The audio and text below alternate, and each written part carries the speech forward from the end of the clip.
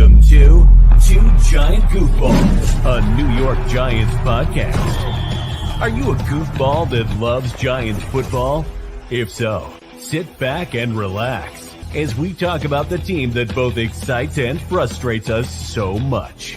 And now, here are your goofball hosts, Drew and Rob.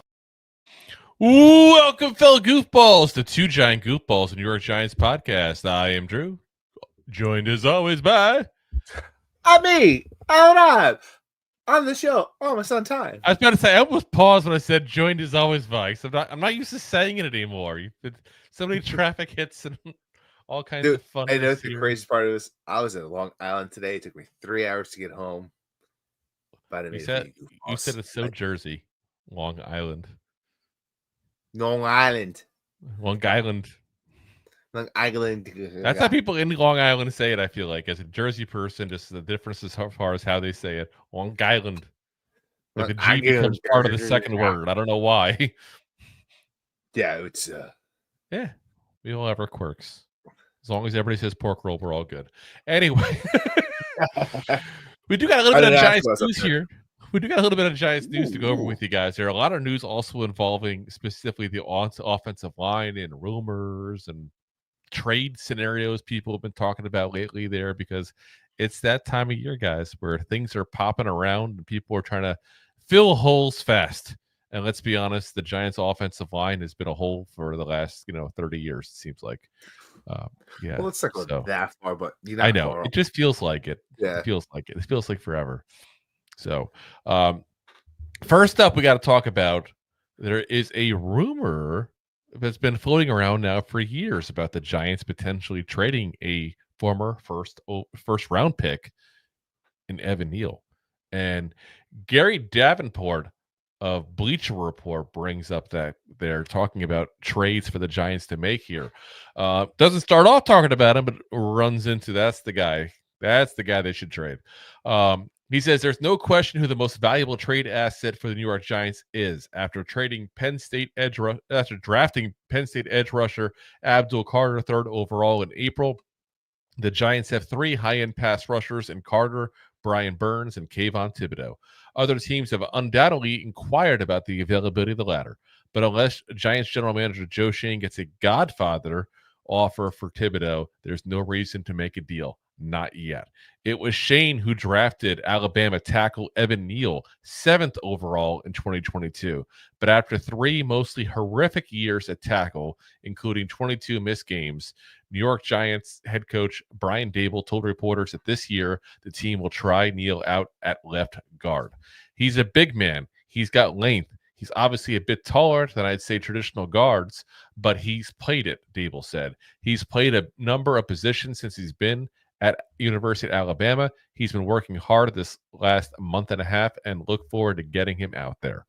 They said maybe Neal will pull a Mekhi Becton and blossom after kicking inside. But if he doesn't, Big Blue should look to flip the contract year lineman to a team that believes it can salvage Neal's career. And I really think that's what's going on, is the key part there, what they just said. If he doesn't, I think the Giants got to take a shot and see what he does. Combination of the injuries, new position, and I think it's got to be something that you even hold on to him no matter what to start the season. And yeah, we talked about putting him in the guard for years. Easy guard.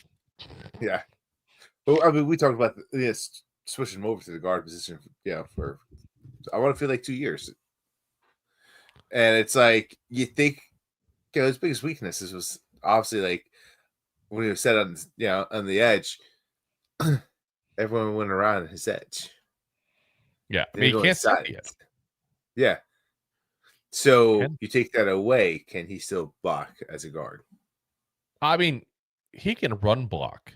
He can run block as a tackle even. That wasn't the issue. It was his pass blocking. So, definitely more help there. But it's like, you've invested so much into him. And they mentioned in the article the issue of him as far as, the injury and the missing games, and it's been well documented. The Giants clearly messed up his rehab, so that's on them. Not even on him as much as I hate to take him off the hook after his fun comments he's made at fans over the time too. But he's a guard, and you heard people saying that coming into the draft as well. So it's not like this was like, ooh, I can't believe this happened. Like there was talks he might have to move into guard. People said that. People that were scouting him on the regular said point blank that he may have to go ahead and move into guard. Now, we didn't do massive scouting at that point. That was the year before we started our show. So, I haven't had anything to pull back and see what we said, but I remember hearing plenty of people saying that. Now, I thought he was going to be a stud, point blank. I'll tell you that. I won't do a revisionist history. I thought this kid was going to be a stud. So far, can he be a guard? I look at it two different ways. Rob, what do you think right now if you traded Evan Neal, what you would get for him?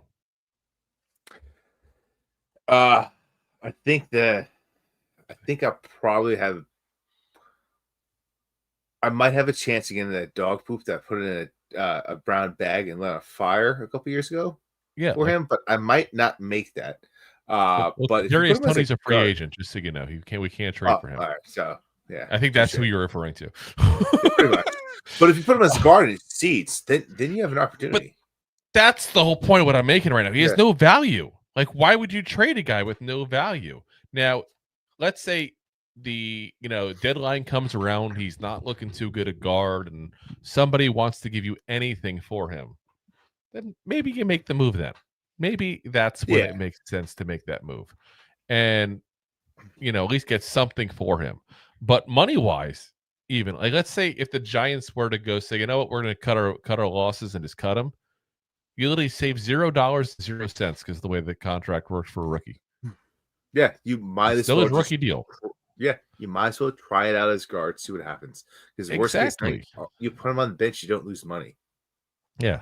It's kind of be weird for say we're talking about offensive linemen, we're in a holding pattern, but we kind of are. It doesn't make sense to trade him. You're not going to get anything for him. And here's the other part. What if he does? And let me be very clear on this. I don't think he's going to pull a Mekhi Becton. I don't think Mekhi Becton even pulled a Mekhi Becton. I think he got to a great scenario where pretty much everybody's seated in the offensive line. He's surrounded by really good players, and I think that helped him out huge. We'd be very clear on that part off the bat. Evan Neal is not going to have a Mekhi Becton kind of year probably at that point. That's statistically unlikely. Is it impossible? No. Well, I root for it, of course. It's unlikely. Yeah. But hypothetically, if that unlikeliness happened, and we traded him, and he pulls that Mekhi Becton for somebody else, egg on our face is a very nice way of putting that. Yeah. Again, not just saying for getting rid of him and drafting him for low. When we had the opportunity to do the same thing. Yeah. Yeah. When we had the opportunity to do it last year, the year before. We got a 6th round pick for him. Woo. No one's going to give up anything significant for Evan Neal right now. No. That's not going to happen. Now, if he plays guard, plays well. Get 7th round pick for the 7th round. Yeah. 7th overall. 7th overall. I said that wrong. Yeah. Yeah. That's what I'm saying. Maybe he shows something. And if he doesn't, and you want to cut, your losses and just take whatever you can get for him at the trading deadline, it makes sense. Instead of letting him walk, maybe somebody else thinks that. But I don't know. I wouldn't trade him now. That's not what I would do. So, but in the future, yeah, maybe. Now, I will say this: when they talked about the whole Thibodeau thing, I ain't trading Thibodeau for Jack. Not happening. Who's Jack? You know Jack. Jack Hill. With the beanstalk. But I'm not going to trade him no matter what, because you got Abdul Carter. You don't want to put too much on him as a rookie. Everybody talks about not putting too much on quarterbacks. It's all players. There's a learning curve, guys. I don't want to force where Carter feels like he has to go in there and be a beast right off the bat. And then on top of that, you got him a really cheap deal for this year and next year. Why would you force a move before you have to? That'd be so early, it's not even funny. Now, again, they mentioned the Godfather deal. Even if we're going to make him an offer he can't refuse, then yeah, okay. Like, you're going to offer me a first-round pick for Kayvon Thibodeau. Let's go. Like that, yeah. There's some things you're going to have trouble. You're going to have trouble, doing at that point there. But I got to say, even that, and I'm going to sound crazy for saying that, even that I'd be a little hesitant because you're giving up a guy that is a legit NFL player for a hope and a dream. A chance. Yeah. I'm not, but I'll tell you guys point blank, I'm not as big as trading for draft picks as some people are. Some people would fall over and like, oh my God, I can't believe you offered that. Like, how many first round picks don't pan out? Say what you want about Thibodeau. He's not a stud. He's not a star. He's not an all pro. I'm not, being crazy here. Not at least this topic. But he's still a damn good player. He's still an above average starting caliber edge rusher in this league. Yeah. And most teams would take him in a heartbeat, especially at the money we're paying him the next 2 years. So that's an asset I would not even move at all. But like you said, Evan Neal, trading deadline. Yeah. Somebody wants him and he's not panning out and we don't like the way he looks at guard. Time to go. Take what he can get because he'll be going to the end of the year anyway. Which is safe. It's safe. Yeah. Like you might as well see what you get for him. Exactly. So, like I said, half agree with them. I'll put it that way. Half agree. Probably, right? Probably the best way to put it. Yeah. Half agree. All right. Halfer. Saw an interesting article here on X, Twitter, whatever the hell you want to call it. I still want to call it tweeting and Twitter and all that hoopla. Yeah. But the tweets. There is a list that went around. And this list was by Gridiron Graded. They graded, and legit, you can see the process. They showed everything. They graded all of the 32 teams in the NFL and how they've done draft-wise in the last 25 years. Now, as Giant fans, let's be very frank, we all think we draft poop. Like, let's be honest. Giants fans, if you ask the average Giants fan, what do you think of the Giants' drafting abilities? They would say it's lacking, to put it nicely. I mean, it's also unfair to say because, some of our best players came from the draft over the past 25 years. And huge. And that's just saying the Ring of Honor like worthy, but some might be Hall of Fame worthy. But you're not, like I said, you're not wrong. And that's what actually got us a very high score. Our problem, let me say this, since you said that I'll say it this way. Our problem is not the quality of some of our players. It's the quantity of quality players. Does that make sense? It does, but we are boom or bust. It's not even 100% that, because how many quality players have we drafted that have not produced as a Giant? But produce elsewhere. I'm just going based on what they did as Giants and the fact that we suck in the later rounds. But here's what they said. They first explained what they did exactly. They said, we have scored every draft pick from 2020 to 2025 using our model. Now we are reevaluating how well each team has set themselves up through the draft.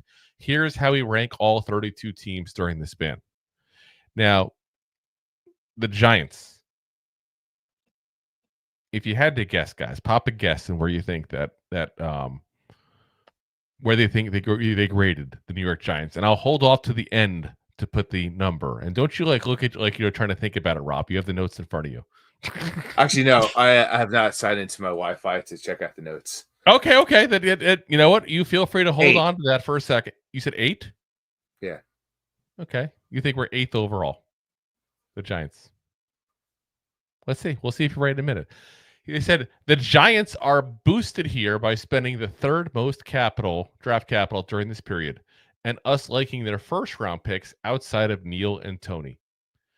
It's been really ugly once they get into D3, though. We've liked their draft choices a lot more than what the results show. QB issue? Probably. Our grades being too high in some of these guys? Also, probably. Win percentage of 2000 to 2024, 33.9, which is 29th out of 32 teams. They ranked us number 9. Oh, so close. You were so close. That's why I'm like, no, he's probably cheating looking at the sheet. Cheater. But no, not at all, man. It's literally. I was shocked by it. Listen, here.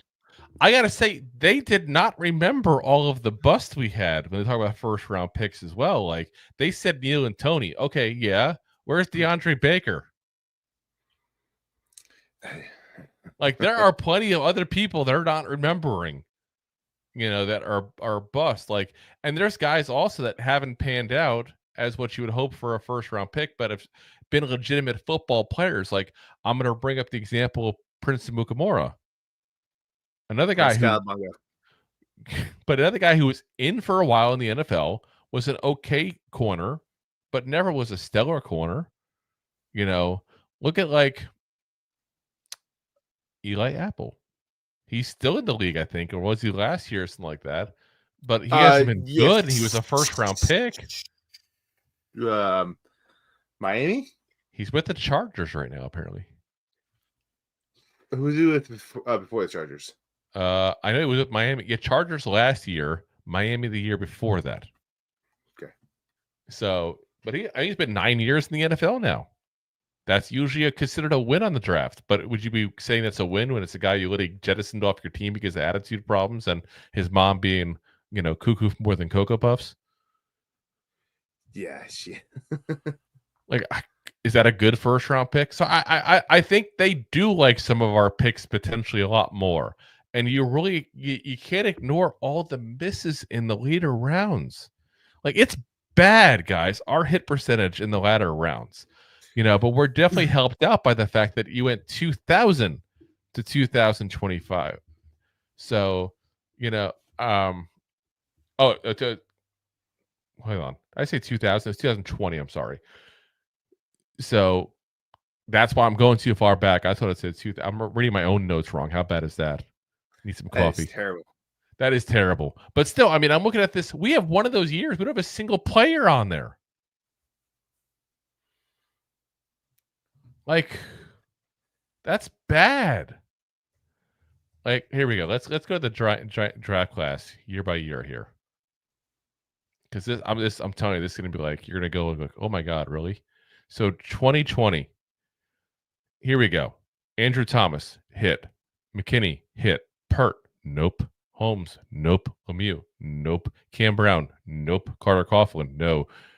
T.J. Brunson, no. Chris Williamson, no. Tay Crowder, no. 21. Toney, no. Ojulari, yes. Aaron Robinson, no. Ellerson Smith, no. Gary Brightwell, no. Rodarius Williams, no. That entire draft class is not on the Giants, guys. No, I mean, yeah. They're not. Ojulari was the last one. Yeah, you got a 22. Thibodeau, yeah. Neal, no. Wandale, yes. Zudu, no. Flott, Bellinger, Belton, no. McFadden, that's a hit. Davidson, McKeithen, Darian Beavers, all no. Save the Beavers. Deontay Banks, JMS, Hyatt, no. Eric Ray, no. Trey Hawkins, no. Jordan Riley, no. Javarius Owens, no. And they were stuffed on our face. That's what I'm saying. I'm shocked they're giving us that good a rating. Number 9. But it's also, I guess you have to compile like some of the hits have been pretty good hits, but also like yes, like when you say like Riley, Hawkins, when you talk about some other like guys that like you go no they haven't panned out, but they were serviceable. But how many times in the league have other teams and just not the Giants? It's very common. Like your draft class doesn't make it. Like the average career in the NFL is what they say 3 years. That's been going around forever. So you talk about like how many like players based off that have had a career that were serviceable that lasted longer than 3 years. Then you have to start going on an uptick because then it goes to the average player, which means 32 teams. How many of those players out there in the league did not make it those 3 years? But I think you also got to look at the fact though that like also they're on the team, but are they on the team because they're good or on the team because the Giants are bad? Yeah. Like, is it really an accomplishment to be a bottom end corner on a team that's bad in corner. I'm using Hawkins Or as to an take example, by the way. Or use, when you draft a player that's going to be serviceable for you for a while. I mean, I guess that is a win because you did improve that position, because otherwise you were not going to be able to improve that position. Yes, you're bad, but you did improve that position by drafting that person. I also want to make it very clear. I picked 8th overall. I think it was 25 years, not 5 years. I would have probably went to 18. Yeah, that was my bad in the wording. I said that. I read it wrong, and yeah. But, I mean, 2020 to 2025, I mean, a 9? God damn, if we're that high up, how bad is the rest of the league doing? God damn. I wonder if they're trying to base it off like this past draft and the year before, because last year's draft was pretty good. And you know what? That's probably the saving grace for this right now. Is that year, and then this past year, like there's a lot of high hopes. It's hard to judge. Yeah, you can't what judge your this draft year. is. Yeah, but I mean that's what it sounds like they're doing. I don't know. I'm just like, oof. They all say they like some of our picks more than others. I mean, like for example, Tyler Nubin. Good rookie year, but are you counting him as an automatic win? Like if he doesn't progress, it's not a win. It's really hard to judge players that have only been in a couple of years like that, like him with just 1 year, even, like, what happens if all of a sudden JMS gets healthy and plays much better? Like then, okay, now that pick looks a whole lot better. What happens if Evan Neal plays better at guard than he played at tackle? Makes it look a whole lot better, But let's say, like, what happens if Deontay Banks continues to decline? I mean, there's all these options you got to think about there. I couldn't believe so high. I thought that was crazy. It was very, like I said, I think a lot of it has to do with last year, which, I mean, we did have a good draft last year. We had a good draft this year. We definitely had probably higher than the 9th best draft this year. But I just can't. It's also hard to judge off of not seeing them actually play in the NFL. Yeah, that's the problem. Now, top 5 and bottom 5. I did write that down for you guys out of curiosity. I thought people might be interested in that. Top 5: Eagles, Colts, Browns, Steelers, and Chiefs. Colts and Browns. I'm a little shocked by that myself, but I got to be honest. Again, I'm a Giants fan. I'm not going to sit there and say I know all the draft classes of the Colts and the Browns. I was a little shocked by that myself, though, especially Browns. It's just the Browns being top 5. Just past Browns are not top 5 30 years draft. Yeah. Bottom 5: Titans, Cowboys, Vikings, 49ers, and Texans. Even getting CJ Stroud. I know he didn't look as good this year, but still, you got a franchise quarterback. Yeah. And you listed him last overall. Yeah. All right. So, listen, we're a Giants podcast, but like Cowboys, I mean, granted, the past couple of years have been bad, but they've typically been not good. Like the draft classes the last couple of years. 5. That's what I'm saying. We're talking about the last 5 years. Yeah, well, couples 2. And again, I tried to look at this. I try to look at this without being the eyes of a of a Giants fan. I try to look at it just an NFL eye. You know what I mean? That's what I'm saying. Or like, how about the Niners? Even the Niners, like the Niners, that's just odd. Again, I can't say on the Niners because I can't off the top of my head say exactly what they did. You got your starting quarterback in round 7. I mean, Deebo Sanders. Yeah. When was he drafted? 20. So he would make that list. Like, but that's 1 or 2 picks. Like, we got to look at the whole picture. I understand that, but Bosa, that's the problem they were into. When did they get Bosa? How long has he been in the league? It's been a few years now. Yeah. So one of the best defensive players in the league. Was it before 20? When healthy, but still, all the Bosas are when healthy. Yeah. But like they pretty much farm race that defense. So look at okay, I'm looking here at the Cowboys draft. Again, I'm not looking at this past year. So Tyler Guyton, okay, decent rookie season.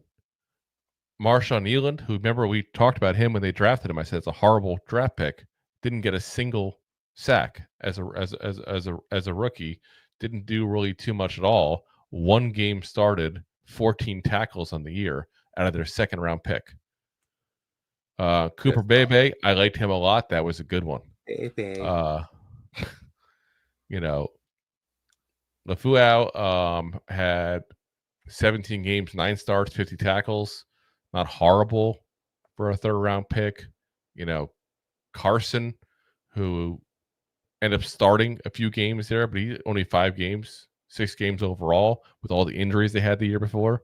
Then you go to the year before and 23, Mozzie Smith hasn't really looked too great in my opinion yet. Hasn't really lived up to the hype being a first round pick. Luke Schoonmaker, who's backup tight end with his second round pick. Yeah,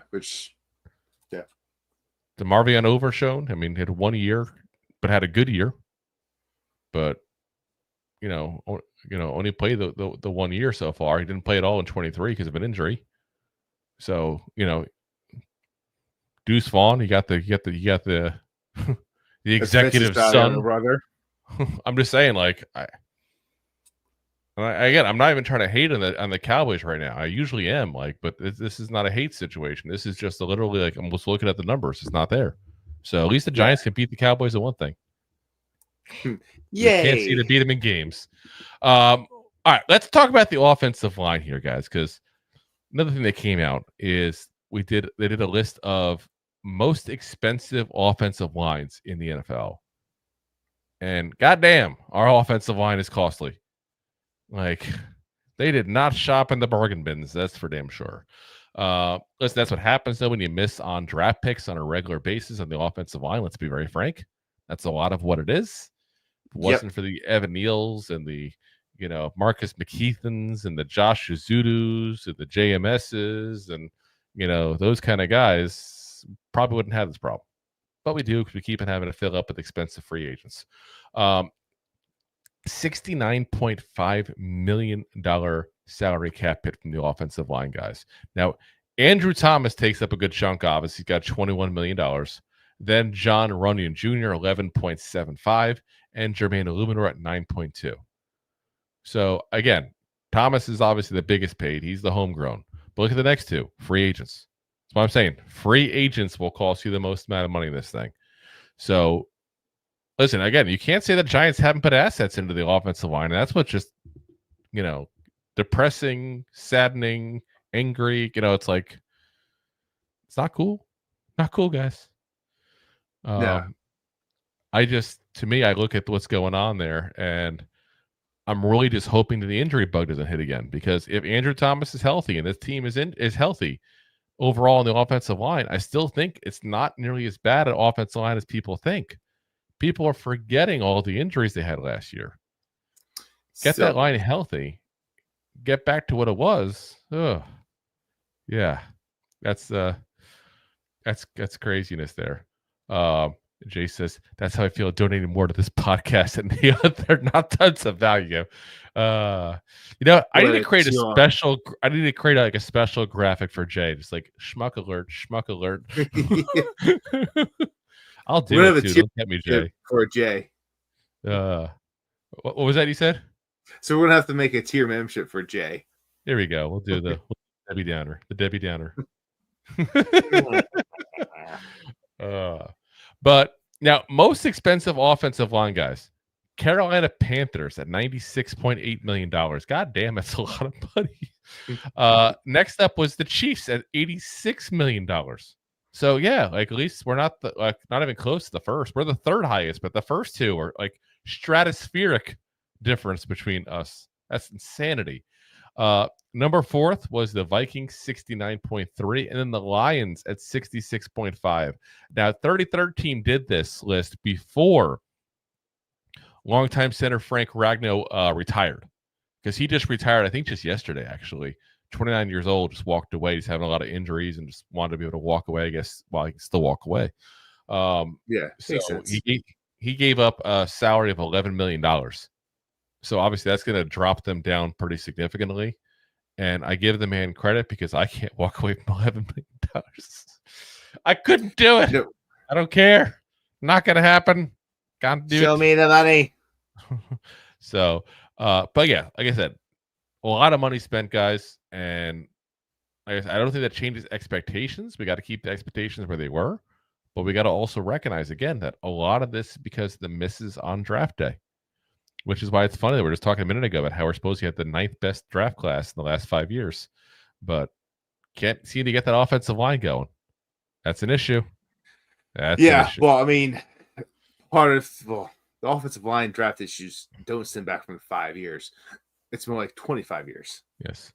In the year 1935.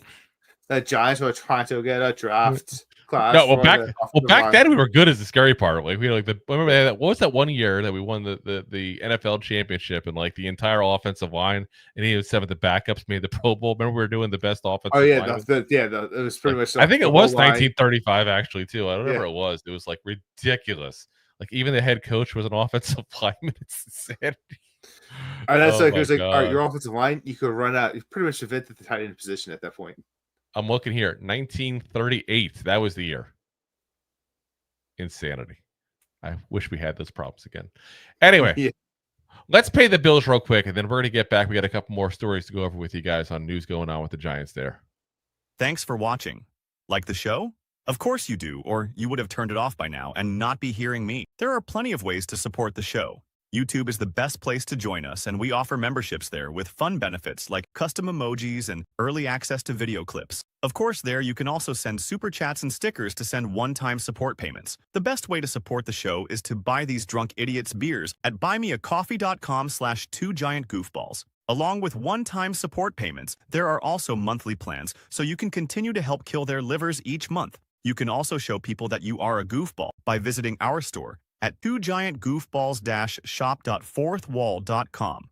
We got everything from shirts, hats, phone cases, funny candles, buttons, stickers, and even a 2 Giant Goofballs towel to dry off your goofballs. Of course, you can always support the show for free by simply hitting the like, subscribe, and share button wherever you are watching or listening to this. Hit the thumbs up on YouTube. Leave a 5-star review on Apple Podcasts. It helps the show tremendously, and quite frankly, the Goofballs suck at marketing and need your help to get the word out. Thank you for being part of the Goofball Army and for taking the time out to support the show. All righty, guys. Here we got, like I said, a couple more stories here for you. So we've been going over with you guys. PFF's been doing a lot of top 10 lists here, and they've done their safety one now. And the question is now: is Javon Holland, the newest Giant here in the safety position there, is he a top 10 safety in the NFL? Ooh. According to PFF, he is. Zoltan, listen, I may be pronouncing his last name because I got to be honest, I didn't look that up. Zoltan Buday, Buday. That's who wrote the article on it there. He said, Holland's roller coaster career continued in his 4th and final season with the Miami Dolphins. While he earned PFF grades of 84.7 and 90.4 in his first and third seasons, the Oregon product finished with a PFF overall grades of 67.2 and 63 in his second and fourth seasons. The difference was apparent in coverage as he was unable to replicate his 2023 play where he earned a 89.9 PFF coverage grade. 2024 was also the first in Holland's NFL career in which he failed to record an interception. Now, they did rank him at number 10. Now, that's on an off season, which I thought was interesting. Like, I mean, not that we're in the off season, obviously we're in the off season, but it was an off year for him. You know, like that wasn't a good year by any stretch of the imagination. But like they said, he's off again, on again. It's what he did with the Dolphins. Well, guess what? Last year was a bad year. Good year incoming. There we go. We got it. So, you know, and Jay says Sweet is looking to get paid, and we were the Huckleberry. No, that's the thing. He had a bad year before he got paid.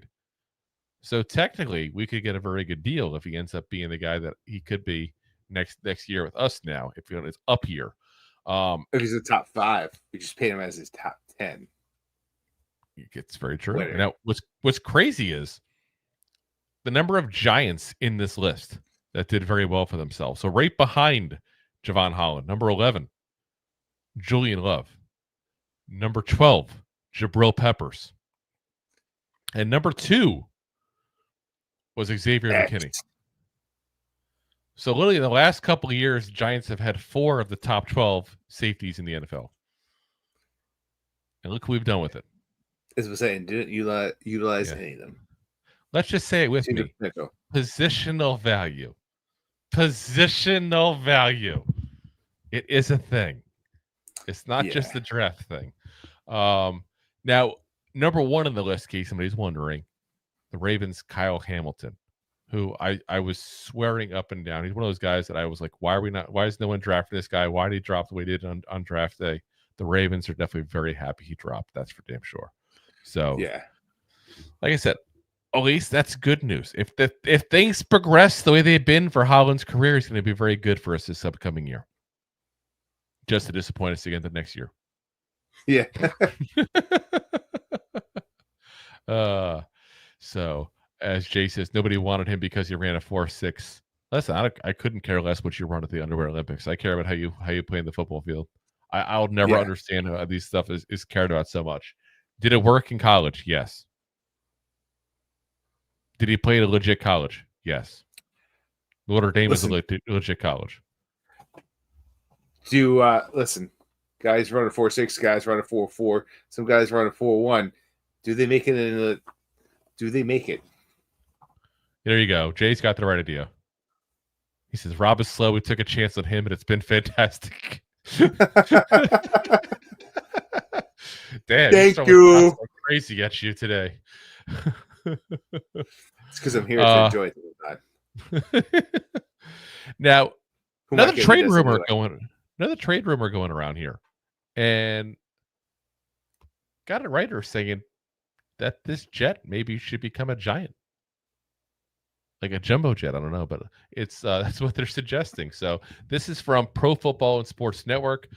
They said guard Elijah Vera-Tucker could be an intriguing addition if the New York Jets, who are currently facing a dilemma, are willing to deal with their neighbors.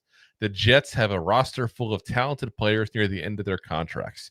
New general manager must make tough decisions about which young standouts to extend and which to let go. And among those with trade potential, Vera-Tucker stands out as a viable candidate.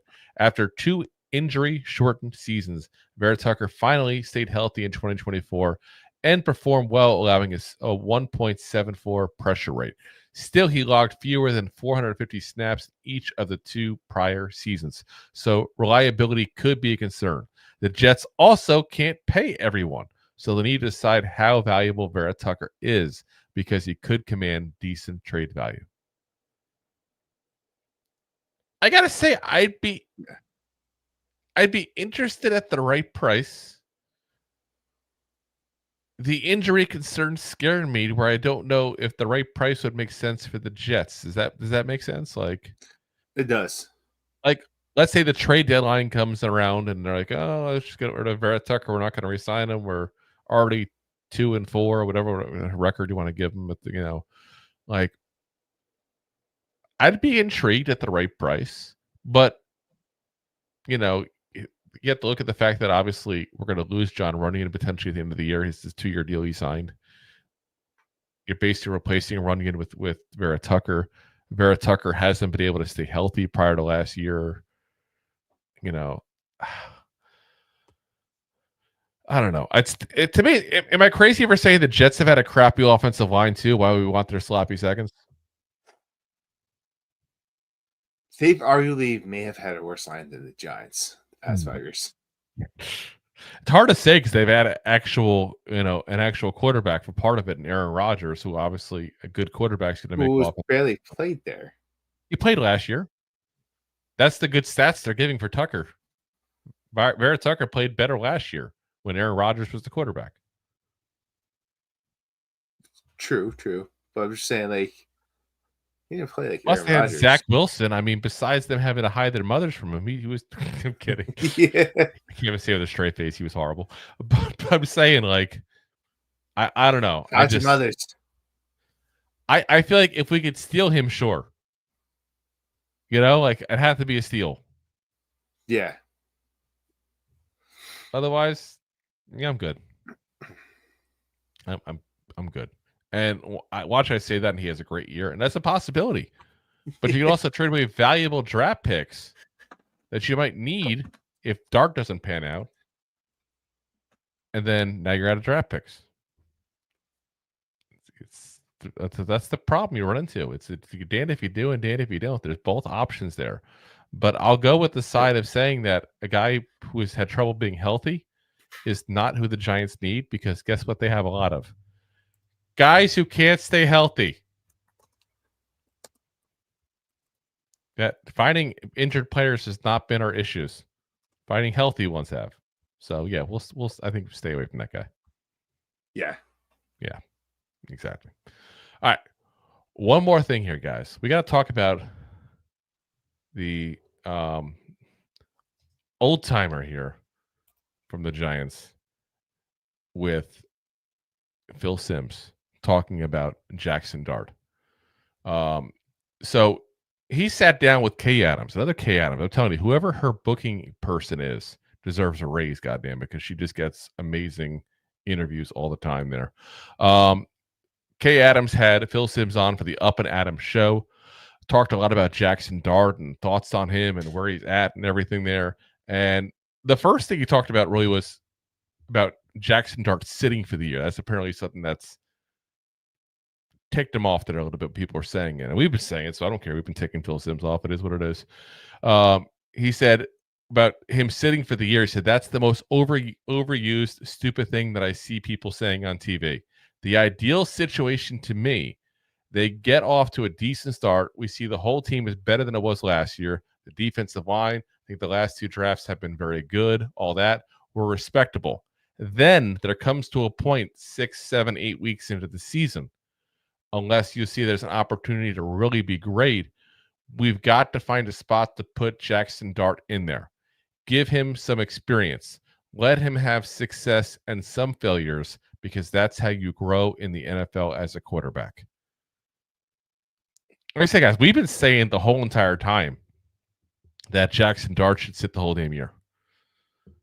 I still stand by that. Listen, maybe I'm a little old school, and I'm surprised that Phil Simms is more the new school, because, you know, Phil Simms obviously is more old school than I am. But to me, I want to sit him.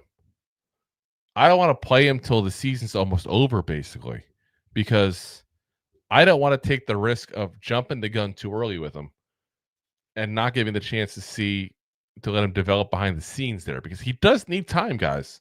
I don't think he's necessarily as NFL ready as some people do think he is. I really don't. I think he needs some help learning to read defenses and the whole field a little more. That stuff's going to come with some time, and that's something to be coached up to a certain degree. Now, if the Giants feel like he is ready, I'm not in the practices. I'm not in the meeting rooms. You know, I'm not in those scenarios. So if they think he's ready, then go for it. You know, you got to trust in the end the right people to make the call. And the right people should be the people you hired. You know, whether or not they're the right people to make these calls, that's a whole separate issue. It's a whole different conversation, obviously, that we're not always going to say should be the scenario. But again, if everybody who's involved with these decisions sees Jackson Dart and says, you know what, he's ready to go, we're better off putting him in, we're going to help his development, then yeah, like I said, I'm not going to complain about it. But you better be right. Because if you rush this kid and put him out here too early, not going to be good. Yeah, and listen, there's a reason why we got we went out and got Russell Wilson and Jameis Winston. Like, we got Winston out to just give whoever we pick up a chance to develop, and then you go pick up Russell Wilson. You have two legit quarterbacks that could start for you. Not maybe the best, but it gives you a chance to develop a quarterback and not play them right away. And just kind of like what you said, to kind of piggyback what you said, like, you don't start them right away. Like, you let them play like towards the end of the year, because like Eli sat behind, you know, Kurt, right? We talked about that, and yep, Kurt looked better, but like, you know, Eli has a Hall of Fame career going for him. And and I don't know, like I said, there's both schools of thought, and I get both sides of it. I don't know. I'm Listen, just looking. not every quarterback can come right from college and play in the NFL and be successful. Like there's definitely a lot that has done that, but there's way more that failed miserably because they were rushed into a starting position. Now, I found a list of quarterbacks that were drafted in the first round from 2000 to 2022. Okay. And what their hit rate was if they sat or if they started immediately. And I'll say this, hit rate is also kind of a thing that you could say is not exactly 100% right, but because this is a person writing this article, so I'm not going to say it's dead on, but it's going to be seven games or less started as a rookie. Hits, they listed Jordan Love, Lamar Jackson, Patrick Mahomes, Deshaun Watson, which was a hit back then, Jared Goff, Jay Cutler, Alex Smith, Aaron Rodgers, Eli Manning, Phillip Rivers, Mike Vick. They also included Drew Brees, who was technically not a first-round pick, but he was a 32nd pick back before, there was all those picks in the draft there. So modern day, he would be a first-round pick. So they included him. I wouldn't include him, but they did include him. Misses, Trey Lance, Dwayne Haskins, Paxton Lynch, Johnny Manziel, Jake Locker, Tim Tebow, Jamarcus Russell, Brady Quinn, Jason Campbell, J.P. Lossman, Rex Grossman, Patrick Ramsey, and Chad Pennington. Now, I'll put Chad Pennington as a hit. I was gonna say that's a hit to me. I would definitely not call that a hit. Now, Rex Grossman is an odd case because he's a miss, but he also got the Super Bowl. And his dead ass Mahomes sat for a year, right? He sat for a year almost. I think he played the last game because it was like a Chiefs were already in the playoffs kind of scenario. If I remember correctly. Yeah. So that's, like I said, that's 7 games or less. That's a decent percentage of hits compared to misses there. Now, 9 games or more started as a rookie. And some of these hits, I would question them calling them hits. Trevor Lawrence, they listed. I would not call him a hit. Joe Burrow, that's a hit. Tua, you can call that a hit.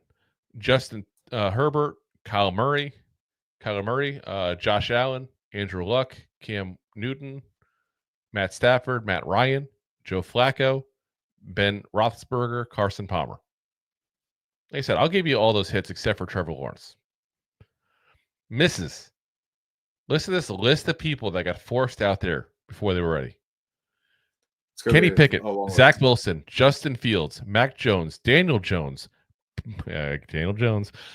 Baker Mayfield, Sam Darnold, Josh Rosen, Mitch Trubisky, Carson Wentz, Jameis Winston, Marcus Mariota, Blake Bortles, Teddy Bridgewater. Honestly, I wouldn't even put Teddy Bridgewater either categories. He had a good start. Yeah, I was about to say he had a very long career. Yeah, he had a very long career of being good, not great or bad, or enough. Yeah, RG3 again. I don't know if I put him in the miss because of the injury. Ryan Tannehill, Brandon Whedon, Blaine Gabbert, Christian Ponder, Sam Bradford, Mark Sanchez. I'll even actually Tannehill. I give Sanchez a win. I give him a win. I might give Tannehill like a pass of not being a loss. No, I wouldn't because he didn't succeed with the Dolphins. That's who drafted him. That's why I wouldn't put it in there. But he still had a very good career. Yeah, I don't know, long career. Oh, good for himself. I'm not saying like amazing stats, Hall of Famer. Yeah, but it's serviceable. Listen, how many quarterbacks get drafted? Look at the Browns quarterbacks. They got. You wrote a list about 20 of them coming up, but how many of the Browns quarterbacks in the past 25 years who got drafted? I hear you. I hear you. Like out in 2 years. Tannehill like that. What he did in Miami is why I can't do it. Vince Young, Matt Leinart, Byron Leftwich, Kyle Bowler, David Carr, and Joey Harrington. That's your list. Now, if you notice, the hits are almost the same. and the misses are twice as much. Yeah. So, like I said, I'm not trying to say again that you don't play dart at all. Wouldn't be upset if they did it. They got to make that call. You hired guys like Dable and Kafka and Shea Tierney and all these guys to make these calls. Let them do their job. But if you start putting them out there like 5 weeks into the season or something like that, to me, it's way too early.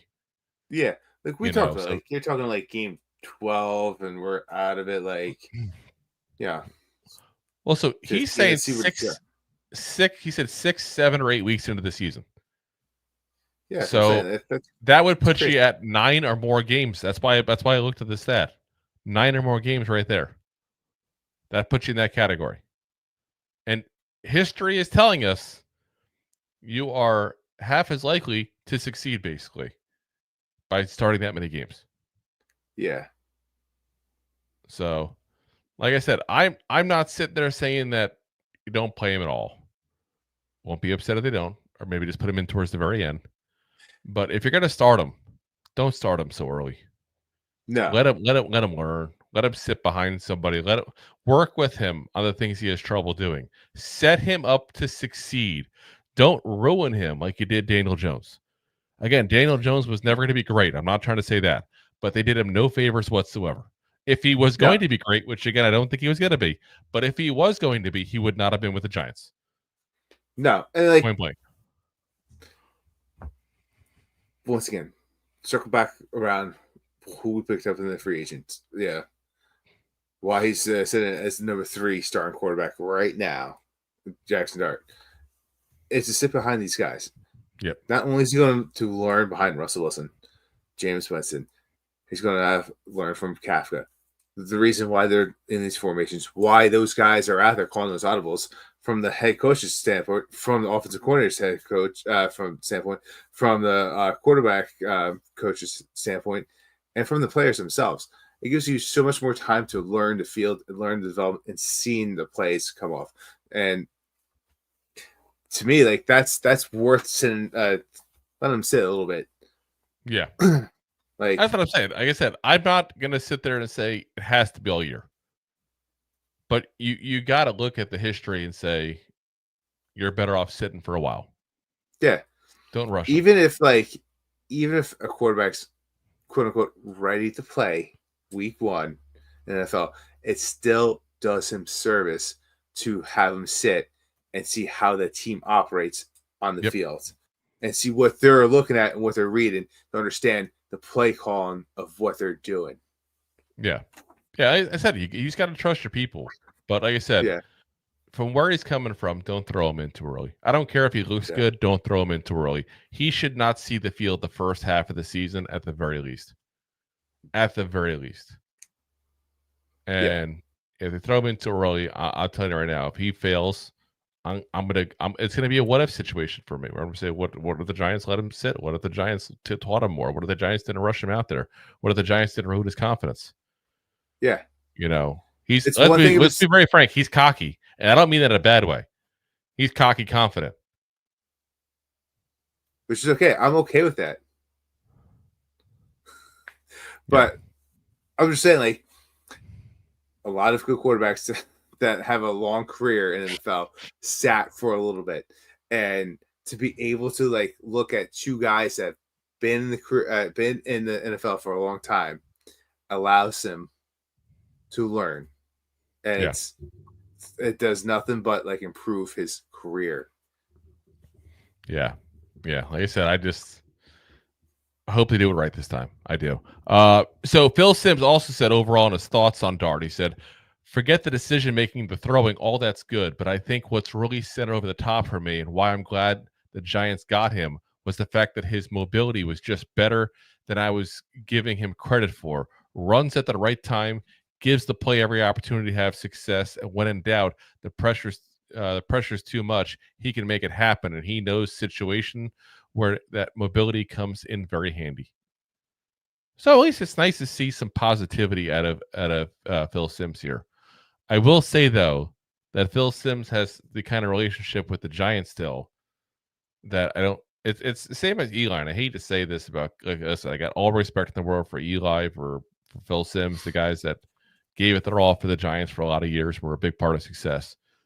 But let's be honest, Phil Simms is not going to talk trash about the quarterback the Giants just drafted. Like, unless he never wants to be invited again to MetLife Stadium. Yeah. Like, that's just how it is. Like, he's not going to do it, guys. So I will say that hopefully he means it, and hopefully it's genuine. You know, I don't want to sit there and call the man a liar. Like, I'm not trying to say that, but he might be embellishing just a little bit. It's possible. Just a tad. A wee amount, if you will. A wee? All righty, guys. Well, that's going to call it a night for us there. We'll be back again for you guys here tomorrow night also to talk about more Giants football there. Again, as always, we are live every Monday, Wednesday, Thursday, 9 p.m. Eastern Standard Time.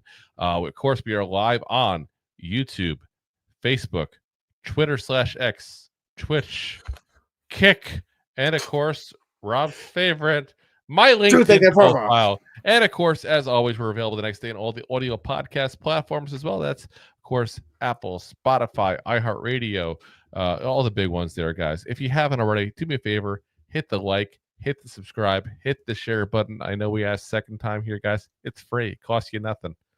So if you're on YouTube, also hit that thumbs up. If you're on Apple, leave a review. It helps us big time, guys. Appreciate you guys for watching again. We'll see you again, like I said, tomorrow night, 9 p.m. Eastern Standard Time. And as always, Giant fans, go G-Man! Go G-Man! Go Ninja! Go Ninja! Go! Go. Thanks for listening to Two Giant Goofballs, a New York Giants podcast. We appreciate your support. Thanks so much. Please, I'm begging you. Please subscribe.